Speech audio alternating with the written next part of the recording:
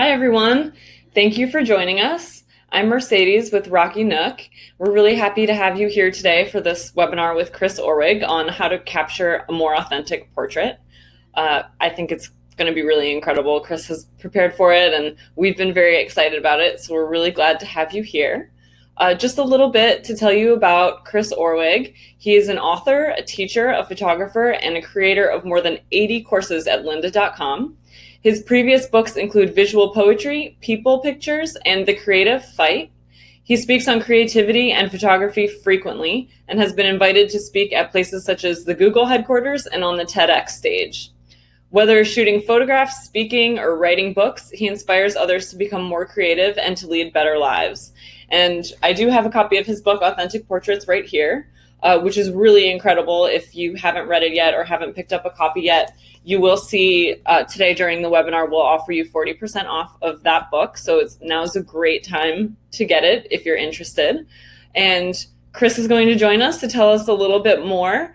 I just want to note to you guys, as you have questions throughout the webinar, go ahead and send them in the chat. And then when Chris is done with his presentation, we will answer those, as many of those questions as we can for you. So just submit as you have them. And without any further ado, I will turn this over to Chris. So Chris, why don't you take it from here? Hi, welcome. Hey, thanks for the wonderful introduction and great to be here. Thanks to all of you for joining me. Super excited to share with you a little bit about my book and to share some conceptual and practical ideas on how you can capture better portraits. So Mercedes, is there anything else from you, or am I kind of good to go? You're all good to go, Chris. Thanks. Okay, I'll go for it. And just as a little side note, so you know kind of where I'm coming from, I'm in Santa Barbara, California, and we're here in this little cabin that I built in my backyard. This is where I work. It's kind of my happy place. This is where I wrote the book. And so what I'm going to do is jump to my slide deck here. It'll take just a second to do that. Let me just share that screen and then jump over to that. And we're talking today about authentic portraits. And let me just see if there's some way I can, 1 second, hide this little thing there. There we go. Nope. Now we're back. All right. We're talking about authentic portraits. And what I want to do in this is share with you 10 tips that are really coming straight from the book. The book's over 400 pages, so it's not everything in the book, but it's some of the highlights. And if I were to distill these highlights, it might be to these 3 topics: begin where you are, ask meaningful questions, and search for soul. That being said, we're going to dig into all 10, but I just want to highlight those as we get started. I also wanted to highlight that if you're interested in following me or learning more from me, I have a site called chrisorwigtraining.com. And there I cover topics like Photoshop, Lightroom, and photography, of course. There are a couple promos going on. One is for a free course and then also for some Lightroom presets. So if you're interested in any of that, you can go to that domain name to find more. And then if you want to follow me on Instagram, it's just my name, Chris Orwig. Okay, well, let's dive into the topic for today, which is start off and get a feel for what type of photographs I like to capture, so we can kind of get into that mindset as far as what the heck are we talking about. And whenever I look at other people's photographs, I always first respond emotionally. I respond based on how it makes me feel. But then I always like to ask the question, well, how did they create that? And one of the things that I've learned is that all photographs always go from this to that. And what I mean is there's always a process. Behind every great photograph, at least for me, there's always kind of a crummy image like the one on the left, or the one on the left, my daughter Elsie there, and then the more put together photograph on the right. And because there is this kind of a process, what tends to happen is that when we see good photographs, we forget the process and then we feel bad, right? But what I want to do is say, hey, let's embrace the process and let's figure out how we can go from kind of goofy to really sincere and soulful? How can we go from someone who isn't interested to someone who's really connected and engaged? And with all of this, the question for us, I think, is where do we begin? And the place that I like to begin is with this idea of a gap. And the gap essentially is where you are, or where I am, and where I want to be. And the more that we can identify, embrace, and lean into that gap, the better off we'll be. Because once we can do that, we can say, hey, you know what? This is where I am. I want to be somewhere else, but I'm going to start right here. And the trick with most portraiture is that people tend to think, if only I had good models, if only I had this camera, if only I had this light, and if only thinking doesn't get you very far. What we need to do is say, I'm going to begin where I am. Like the photograph on the left, I was at an event. I struck up a conversation with a guy who was working at the event and eventually captured his portrait. Or on the right, this guy with a beard, he just was wandering by, and I started a conversation with him and captured that image. Or out on a camping trip, photographing one of my friend's son, high schooler, or out in the ocean, photographing a friend while surfing, because that's one of the things I love to do. Another friend up in the mountains in Santa Barbara, not too far from where I live. Or I'm a family man, so I love photographing family and kids. Here's a photograph of my daughter, Annie, out in a field. And whether you're photographing friends or someone you meet or strangers, you have to keep in mind it's always process. I think this family photograph sums it up. There's the family on the left, and it's kind of a mess, but we say, okay, no, that's fine. We start there, and then we go somewhere else. And if we can begin to carry our camera with us, capture photographs as life unfold, that's one of the best ways to get better at portraiture and to capture portraits that are authentic, that are real, and that are meaningful. So kind of jumping back to reiterate tip number one, it is to identify the gap. Where are you? Where do you want to be? I know you're not where your photographs aren't as good as you want them to be, nor are mine. But then say to yourself, I'm going to start right here. I'm going to start today. I'm going to start now. And that really is the way to make it happen. Let's move to topic number two, is to clarify your goal. A lot of people will tell me, I want to capture great portraits, or I want my portraits to be better. And I then say, well, what do you mean?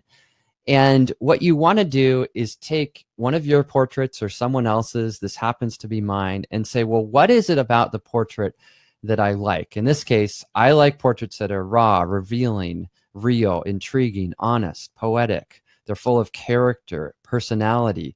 They're pensive. They have some kind of narrative. There's a kindness to them. There's warmth, right? And so you come up with what your vision is, because a lot of times when I ask students, I say, well, what kind of portraits do you want? You want to capture something that's better than what you're doing. They say, well, I want it to be moody, dark, and cinematic. And I say, great. Okay. Now I know where you're going. The trouble is most amateurs and enthusiasts forget to clarify their vision. So what I want you to do is to clarify that vision so that as you're shooting and as you're editing and as you're evaluating, you're saying, well, does this match my criteria, my vision? Is it real? Is it raw? Is it honest? Is it warm? Is it kind? And that's true whether you're photographing a wolf, at least for me on the left, portrait of a wolf, or a poet, one of my favorite poets, Young Pueblo, on the right. And so I'm thinking about all of those things. So I'm bringing my own intent. I'm clarifying my goal as I'm making portraits. So tip number two for you is to clarify your goal. In your own opinion, what makes a portrait good? Nobody can answer this question for you. I recommend even now you jot down some words, some adjectives, look at portraits that you like, and begin to articulate what it is that you actually want to create. Otherwise, you're just going to snap pictures and never really know and never really get anywhere. So this is a really important step. Also, as a side note, if you do not like any of my words, ignore all of them and write the opposite. This isn't about being like me. It's more about you clarifying your own goal. Moving to tip number three, capture what is meaningful to you. And what I mean by that is this: rather than photographing, let's say, a model, or I don't know, photographing someone that you don't really like, photograph your sister. Like that's the photograph on the left. Or a friend of mine who's a painter, the photograph on the right, or my wife and daughter, who I love more than anything, right? Or this artist here who I deeply admire. I love his work, and he has such a complexity to his paintings, so much depth, so much conflict. And so I asked him, hey, can I capture your portrait? Because if you want to create meaningful images, you have to add the meaning to them. So you have to care about them yourself if you want someone else to care about them as well. The photograph on the left is my nephew. The one on the right, Yvon Chouinard, the founder of Patagonia, a man that I deeply, deeply admire. So again, look for capturing those images of people that somehow inspire you, intrigue you, or that are meaningful to you. And these can be friends, these can be strangers, these can be really anyone. And that's a great thing about portraiture. It's the most inclusive genre of photography. Really, anyone is a good portrait subject. But what you have to do is, out of all of these people in the world, you have to say, okay, what I want to do is I want to start capturing meaning because I want people to care about my pictures. So I need to care deeply about the subjects. So tip number 3 is capture what is meaningful to you. Let's jump to tip number 4. And I hope you're enjoying this and enjoying the pace. I'm just clipping right through these. But number 4 is to look past the surface. And I think the author Antoine de Saint-Exupéry said it best when he said that what is essential is invisible to the eye. And what he says right before this is that the only way we can truly see is with the heart. And when we capture images and portraits, we tend to think that it's about how someone looks, but it really isn't. Every good portrait is about something that you can't see. Of course, it has to look good. You have to have good light. It needs to be sharp and all these different kind of things. But more than that, there has to be some kind of feeling in the frame. Otherwise, they fall flat. And so what I'm always searching for is that invisible thing. It's all about looking past the surface, looking to a deeper state of who someone is, and exploring how you might be able to capture that. Now, capturing invisible things, with that, there's no guarantee. Often you miss it. That's okay. It's all part of process.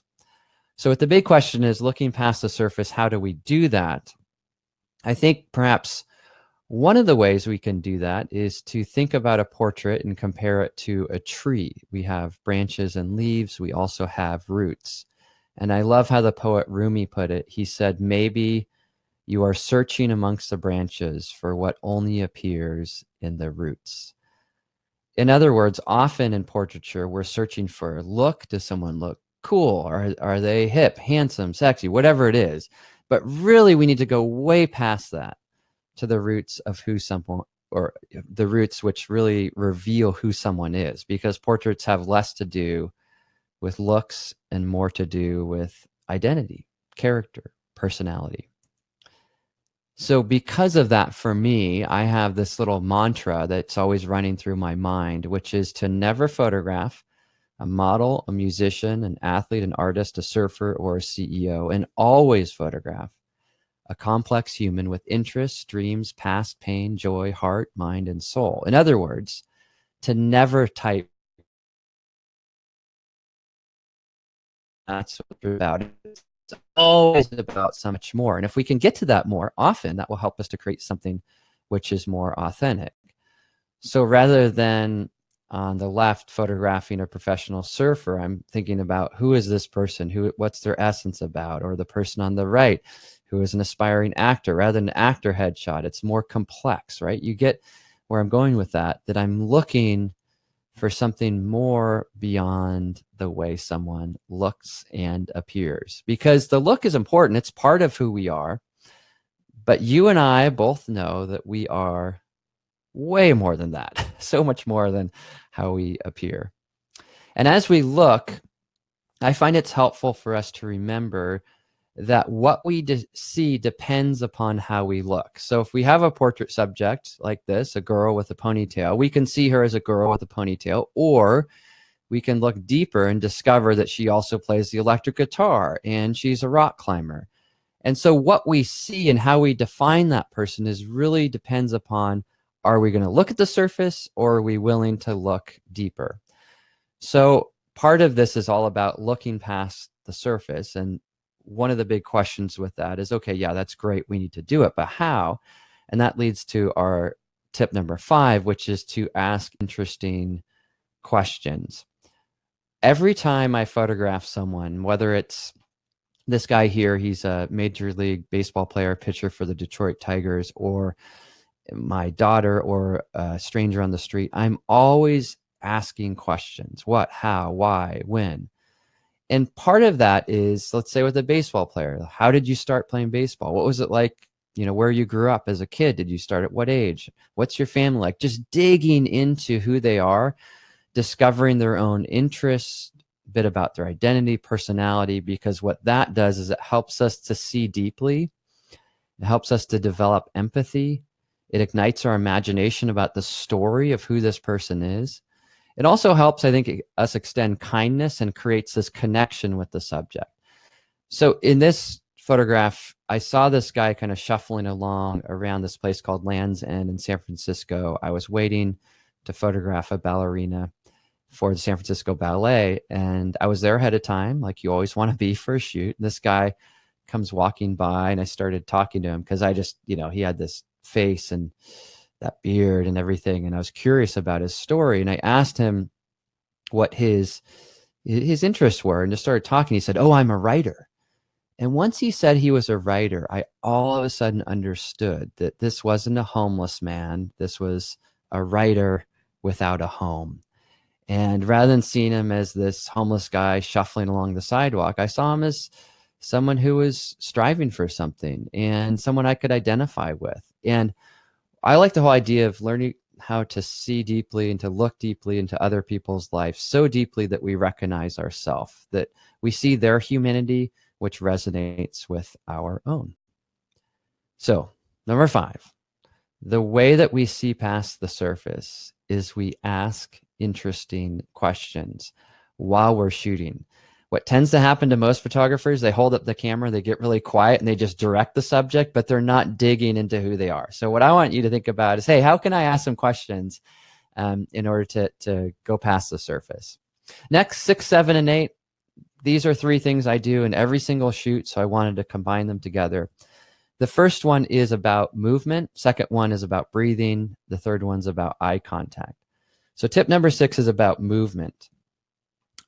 What I have found as I have captured portraits over the last 10 or 15 years is that when you point a camera at someone, they actually stop breathing, or their breathing becomes very shallow, and they stop moving, they freeze. So anytime you can get a subject to move, they look and they feel more alive. Now, this was a shoot of a woman who's a philanthropist and a dancer, and I did some portraits of her, and then we were near the beach, and I said, "Hey, would you ever dance?" And she started dancing, and it was so much fun. And it really, to me, epitomized what someone looks like who's devoted their life to philanthropy and to dance. Movement isn't always this dramatic. Sometimes it's like the photograph on the left. You can tell the person just kind of jogged down the street and then stopped. The one on the right, this is a hair and makeup artist. I had him just walk around the corner away from all of his work for a minute. You can see he just feels a little more fresh. So sometimes it's just the movement of a couple steps. This case, walking towards the car and then sitting on the car. So the movement was just getting over there near that object, pulling the canoe out of the beach or out of the water.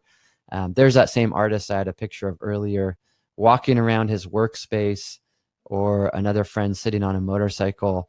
My sister there, movement, she moved towards the window, and that guy's leaning against the window. So anytime we can get subjects to move, what it does is it just loosens them up and gets them to a better place.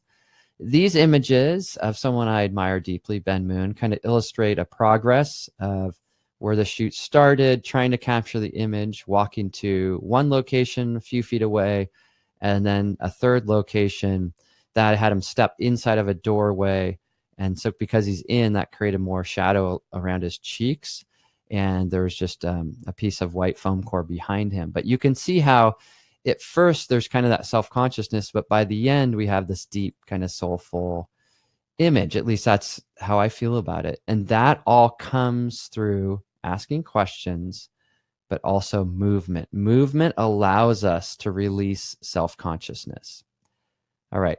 So the first thing in this trinity here is movement. The second thing has to do with breathing, and the last one is eye contact.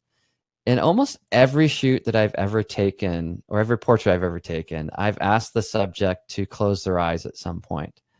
And sometimes I'll take a picture of them with their eyes closed, not always, but I have all these photographs of people like this. And so I put these together to kind of illustrate the point that I'll say, hey, close your eyes for a second. And if you're watching this or listening to this, try it now. Close your eyes and take a breath with me. We'll just do it. Take a breath with eyes closed, and then reopen your eyes. And you just feel more grounded, more centered. When I teach to audiences, and I've done this in rooms of 100 and 1,000, I say, close your eyes and take a breath, and then open your eyes. What happens afterwards is about 25% of the audience actually smiles just because you feel more contented. So closing your eyes is an amazing technique, or breathing is an amazing technique to get people more grounded. Now, if you don't feel comfortable saying, hey, close your eyes, another thing you can do is say, hey, just look outside of the frame and then look back at me. If your subject stares at you too long, the eye contact, it becomes a little vague and disinteresting. So say, hey, close your eyes, take a breath, or look away, look back. And in all these photographs, now that you know that I do that, you can see that. You can see the presence there. And what that's about is just saying, hey, yeah, I asked them some questions. I got them to move. And I said, hey, take a breath. You close your eyes, or look this way, look back. And I keep it pretty simple and light. Sometimes if there's a deep thing, like with this one we saw earlier, we're talking about something really tough. I said, hey, Wallace, just take a breath, close your eyes, and then look back. And that look back, boom, that's the picture. It's that moment of reconnection. So that really gets me excited when that happens. That's the spark. So anyway, tips 6, 7, and 8, these three, which I think kind of belong together, are getting your subjects to move. Even if you don't need to, even if you're in a studio and you have a small space, just get them to stand up, roll their shoulders, move 2 feet over this way, come back, step out of the bench, or stand up, step away from the bench, come back and sit back down, and then take a breath. Look away, look back, and then capture the photograph. All right, moving to tip number 9, and the last 2 will be a little bit quicker. 9 is to embrace the paradox of portraiture. What the heck do I mean by that? Well, the poet Charles Baudelaire in 1859 wrote a portrait.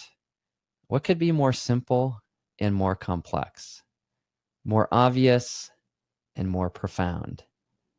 And I love that idea that a portrait, you should be able to look at it and it's just simple, it's straightforward, I get. But then you can kind of linger. And I think it's like a good song or a good poem, that the first listen or the first read of a poem, it's good. First listen to a song, it's good. But then the more you listen, the more you hear the layers and the complexity. And I think portraiture's like that. It's straightforward, it's obvious, but then also, you know what?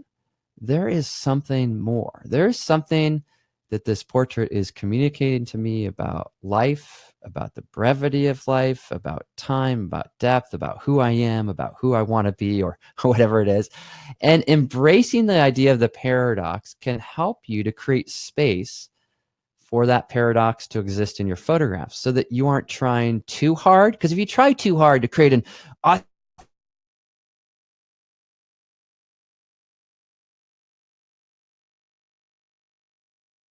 try in a lighter way, more open way, and just say, hey, I'm going to try to work in a simple way. I'm hoping for complex, but who knows? This may feel a little bit obvious, but maybe if I'm lucky, there'll be something there which is profound. And as as I click through a couple photographs here, hopefully you can see the paradox in these frames.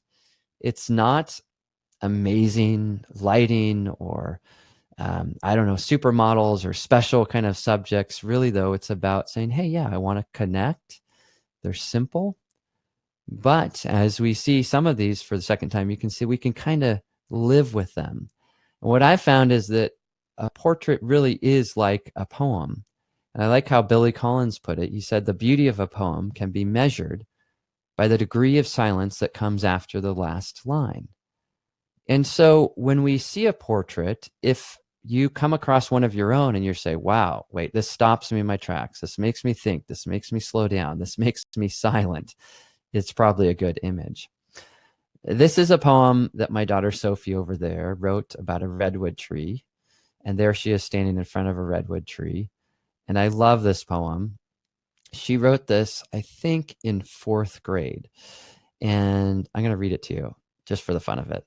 She wrote, I would love to be a redwood tree, to start as a tiny seed and grow into a massive tree, to take root in the soil and then have those roots hold me up, to bend beneath the strength of the wind, and to stretch out all of my leaves, providing shade for everything, to suck in all the water and nutrients and grow higher and higher until my time is over, and to fall, trunk, branches, roots, and all, to fall and to lay on the earth a masterpiece lying still. Kind of a beautiful poem. Not kind of, it's an amazing poem. It's my all-time favorite poem. And I think that what it does in this poem, there's narrative, there's story, there's passage of time. And I think good poems, they have all of those qualities in them, and good portraits do as well. And how a poem or a portrait is made is a very interesting process. And here I'm turning to another poet, W.B. Yeats, who wrote, a line will take us hours maybe, yet if it doesn't seem a moment's thought, our stitching and unstitching have been naught. In other words, what he's saying is that we have to put in a lot of effort to create a poem, but it has to look effortless. And so it is with portraits. It's incredibly hard to capture portraits. So we have to put in all of that effort, but at the end of the day, we want it to feel like it just sort of happened, like it was real and authentic. So number 9 is all about embracing the paradox of portraiture. Ready for 10? Here goes. Number 10 is, if we want to capture more authentic, more interesting, meaningful photographs, how the heck do we do it? Well, really, the secret is become more authentic, interesting, and meaningful ourselves. Because who we are affects the frames that we create. And really, that is one of the biggest truths in all of this, that who you are, your stage of life, your age, your gender, everything that makes you you is what is most important when it comes to portraiture. And the more you can bring you into your frames and bring your own influence into how you see the world, the better off your portraits will be. Next, just kind of going back to these 10 tips, we talked about where to begin. I shared how we can add clarity, and that was all about saying, what do we want to accomplish in our portraits? If we want to capture meaningful frames, we need to photograph people that are meaningful to us. We need to look past the surface. We do so by asking questions. We get our subjects to move, to breathe.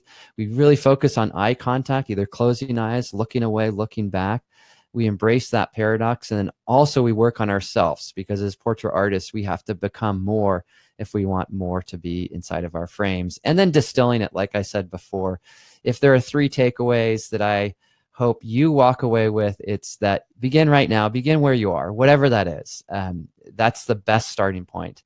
Then as you photograph people, explore how you can ask meaningful questions, look past the surface, and search for the soul. And the final little slide here is just thank you. And if you want to learn more about what I do and some other training stuff, there's that link there, Chris Orwig Training. So what I'm going to do is exit out of this and then try, if I can, to go back to the webinar here and turn off screen share. All right. And hopefully I am back, and we'll see if Mercedes is back. And if there are any questions or anything that triggered, would love to field those or chat or whatever. Yeah, we do have some questions. Let me just first answer a question that kind of keeps coming up that everyone's asking, which is, can I watch this webinar again? And the answer is yes. Tomorrow you will be sent a link to watch the replay, which you can watch at your convenience. So if there's something you missed or something Chris said that you want to revisit, you'll be able to see that tomorrow. It'll come directly to your email, and so will the coupon code and the link to purchase Chris's book on our website. So that was one I could answer that a lot of people were asking. Yeah, good. And let me just jump into that too. I mean, thank you all for who are here and joining us and watching this. This is kind of one of those things I would recommend watching again, because these 10 tips are things that you never really master. For me, I go back to them. I thought, well, in creating the webinar, I thought, what do I need to remember most? And it's this stuff. And so it's nice to have that constant reminder. But yeah, go for it, Mercedes. So we have a few technical questions. So one is, do you have a maximum focal length to stay connected with people? Yeah, you know, for years and years, I shot with a 50 millimeter focal length because I loved how close that allowed me to work. But then I'm going to say the last 4 or 5 years, I changed to an 85. That's my favorite focal length. That's, you know, even in the book, probably 90% of all the images were captured at that focal length. And why I like that is I'm not too far away from the subject. If I were using a 200, I would be kind of shouting, you know, asking those meaningful questions, you know, which doesn't really work. So I want to be in a conversational distance, but the 85 gives that strong look, but it doesn't look exaggerated. I feel like the look it gives is still a likeness of the person. You know, sometimes you see, I don't know if you've had this experience, but you see a portrait of someone, you say, that's a really amazing portrait, but it doesn't look like my friend. And I always want kind of the opposite. I want someone who, you know, let's say, I'm just going to think of the baseball player photograph.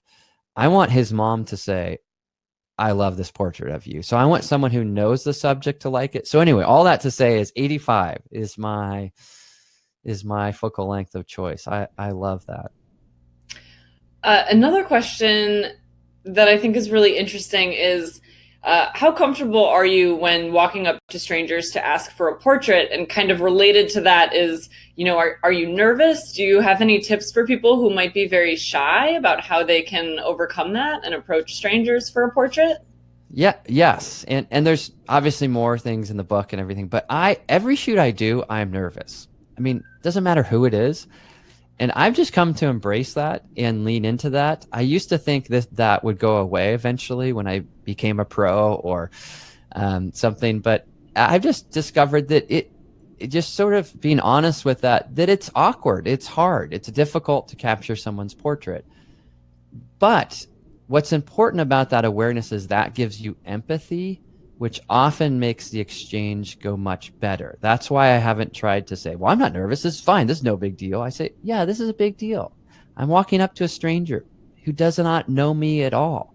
Mm-hmm. How the heck do I do that? So here are a couple of tips, practical. One is cameras always out of the bag. Every shoot I've ever done, I don't know if that's totally true, but almost every shoot, my camera is not hidden in the bag, because if I connect with you, let's say Mercedes, and I'm like, oh, we're going to do a shoot, and we talk and we have meaningful conversation, and then I pull out my camera, all of a sudden it's like, oh, wow, okay, you know, it changes the energy. So I want that hanging on my arm. I want that visible. And it's easier to ask, especially a stranger, can I capture a portrait, if they've already seen the camera. So the camera is out.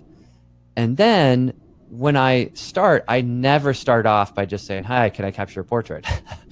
I always come up with some blame for the question. And what I mean is this. So let's just say I'm gonna go with you, Mercedes, just because you're the one person I can see. And I don't know if I have captured a portrait of you, but that one time I need to do that. But it might be that we're hanging out. Let's say I stop by Rocky Nook and I just say, oh, Mercedes, I'm doing a new portrait series on people who wear glasses.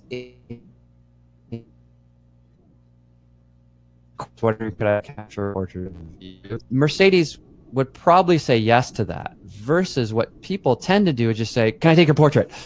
And they're really nervous. And then the person's like, no, you know, or they say, what's it for? Or, you know, so you have to kind of ease your way into it. And so what that means for me is I'll talk to a stranger with warmth and kindness and sincerity and ask them about something, and then I'll come up with some reason, which can even be as simple as, let's say you don't have a project you're working on. It can just be, I'm always interested in, or I'm working on developing my portfolio, and I have this one friend who's mentoring me and is encouraging me to photograph, to build my portfolio.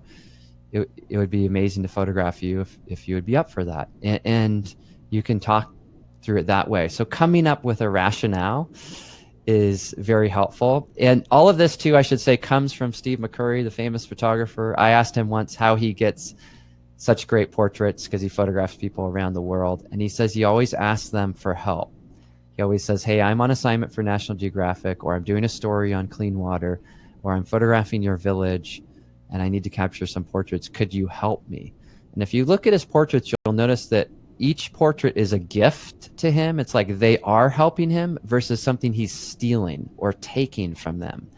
So if ever you can create that kind of collaborative vibe and that connection, it's great. Last little tip here, and I know I'm going on, I hope it's not too long, but is you have to give them a easy way out, meaning plenty of people will say no. I would say no if you probably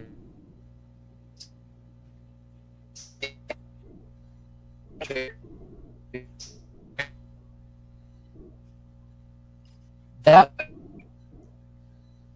okay.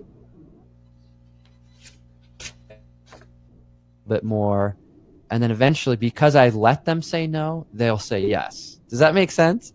So anyway, camera out, kindness and warmth, come up with some kind of project or something to blame it on, and then give them a way out so that you're not kind of trapping them, because if you trap them and take their portrait, it's going to be horrible.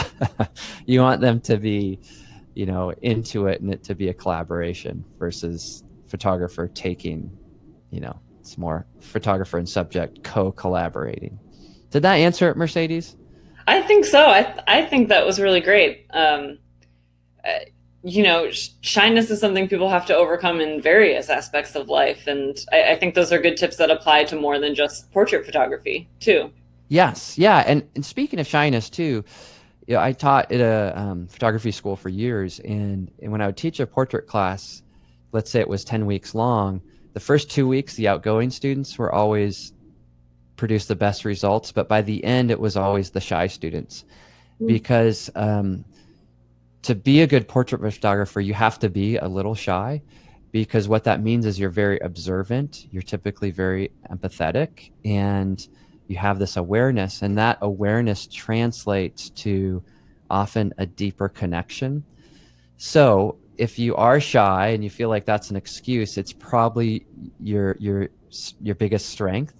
And if you need to figure out, how do I get over that, and why do I get over that? Because why photograph strangers? And the answer for me is it makes the world a smaller and better place, just the human to human connection. But also, if you can connect with a stranger in 30 seconds, you can photograph anyone. And so it's a great way to develop your craft. But the way that you can develop that skill, if you're like, well, I can't do it with my camera, that's like way too much. Chris is crazy, I'll never do that. Well, just talk to the person when you're in Starbucks next time, and you just strike up a conversation and practice the art of conversation, and then eventually build up to trying it with your camera and seeing how it goes, and blame it on me. Say, I have this photography teacher, Chris, and he, I have to photograph 5 strangers, or if you don't want to do strangers, say 5 people I admire, and go find 5 people you admire and go photograph them. And as long as you have that narrative that you're telling them, it will increase your odds of capturing a good portrait. Yeah, that's a great tip, blaming someone else. Yeah. Totally. We have another question, which I think is interesting, which is, what has been your biggest challenge throughout your career? Yeah, biggest challenge. Okay.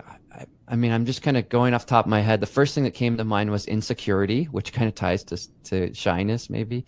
I was a very shy kid growing up, and I think I'm just, haven't. It's a great question, putting me on the spot, which I like. I think it was, I would look around at other photographers and just think, oh my gosh, they are so amazing. They have this magical gift I don't have. And and I would take pictures, and I would, when you take pictures, they're not good. We all know that. You're like, it's not where I want to be. That goes back to the gap. And so I think my hardest thing was being comfortable with the gap of where I was and where I wanted to be. And even to this day, I no way have arrived or even close to arrival, but just to say, you know what, it's okay. This is where I am. And I'm going to start here and work towards more, and to always be learning, and to let I'm going to call it the gap, to let that be encouraging versus discouraging. Because it's so easy to, I don't know, with Instagram and everything, see what other people are doing and just say like, oh man, they're doing all these amazing things. And so I think for me in my career, that's things which are cool. And maybe someday I will too. And I'm just going to try. And it's, if I fail, that's okay. And so I guess I encourage people who are feeling a little bit of that, because I mean, especially even like, let's say I wrote a book on portraiture, I devoted time to it, and that's the result is a book. And so for me, none of this happens quickly. I don't have natural gifts. I look back at my photography stuff from high school, it's horrible. I've always had to work hard. And so, work hard, put in the time, and rewrite that story. Yeah, it's a bad picture, but you know what? Maybe I'll learn from it. Maybe the next one will be better. And so learning how to rewrite that story on a large scale, but also in a shoot, because, like let's say the glasses photograph of you, I guarantee if I were to photograph you with your glasses in the office right there, it would be horrible the first shot, but then say, that's okay. It's always a process. Now let me do the work of a photographer. So get that first shot out of my system and then do the work, and to lean into that challenge. Is there anything else you have coming up that you'd like to mention? Any workshops or classes or anything other than, I'll give you the chance to mention anything other than the book that you'd like to throw out? Yeah. I'm trying to think of what else is coming up. I have some workshops. They're not scheduled yet, but if I share those on Instagram, and those are in California, and they're called Authentic Portraits, related to the book. And I did one in December. It was so much fun. I love learning in a live context. So I have some of those. I'm speaking at Imaging USA, WPPI. So I do conferences and stuff like that. But more than anything, I think as far as staying connected, I love connecting with people who share the passion of photography, or interest or curiosity in photography and portraiture. So would love to stay connected, or somehow connect with you, whoever's watching or listening. So just know that that's a big part of what I do and who I am. So great. I'm going to take this opportunity to just mention the book one more time. To everyone who came, if you don't have it, we are offering this for 40% off since you came to this webinar.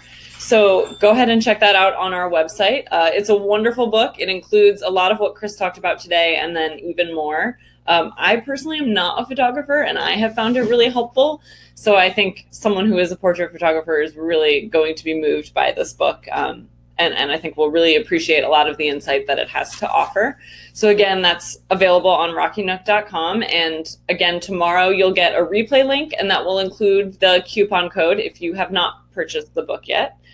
So with that said, just thank you, Chris, for your time. This was really, really interesting and helpful. It seems like a lot of people who were here got a lot out of it as well. So thank you for taking the time. And for everyone who joined us, thank you. It was nice to see you kind of figuratively over the internet. And stay tuned. We'll see you soon.